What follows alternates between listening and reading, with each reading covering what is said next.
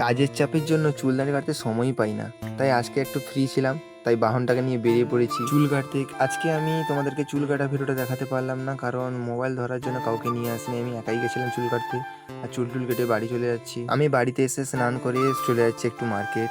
ভাইয়ের কিছু কেনাকাটা করা ছিল আর আমারও কিছু বায়ার করা ছিল। তোমাদেরকে বায়ার করা ভিডিওটা আমি এর আগের ভিডিওতে পোস্ট করেছিলাম, তোমরা প্রায়ই দেখেছো। বাজার থেকে এসে ভাই দুটো পেয়ারা নিয়ে এসে বললো তুই একটু কেটে রাখ, আমি আসছি বলে চলে গেল। আর এই গরমের মধ্যে পেয়ারাগুলো মাখা করে খেতে ভালোই লাগবে, তাই পেয়ারাগুলো কেটে নুন মিশিয়ে এবং ওর মধ্যে একটু জল জিরা অ্যাড করে নিলাম আর মাখিয়ে নিয়ে চলে যাচ্ছি। এখন সবাই মিলে খাবো বলে। আমি ততটাও পেয়ারা ভালো কাটতে পারি না, তাই এই কোনো রকম কেটে নিয়ে চলে আসলাম। দিদা বললো আমাকেও একটা দে। দিদাকে একটা দিলাম খেতে। দিদাকে বললাম কেমন হয়েছে গো? ও বললো খারাপ না, মোটামুটি ভালোই। আর আমি সবাইকে পেয়ারা দিয়ে আমিও একটা নিয়ে নিলাম, দিয়ে খাচ্ছি, দিয়ে মোটামুটি খারাপ না, বেশ ভালোই লাগছে এই গরমের মধ্যে খেতে।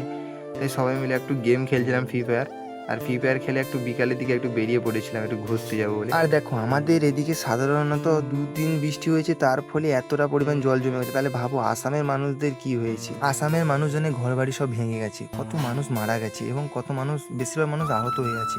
ভগবানের কাছে এটাই প্রার্থনা করি ওরা যেন তাড়াতাড়িভাবে সুস্থ হয়ে যায়, ভালো হয়ে যায়, এতটুকুই।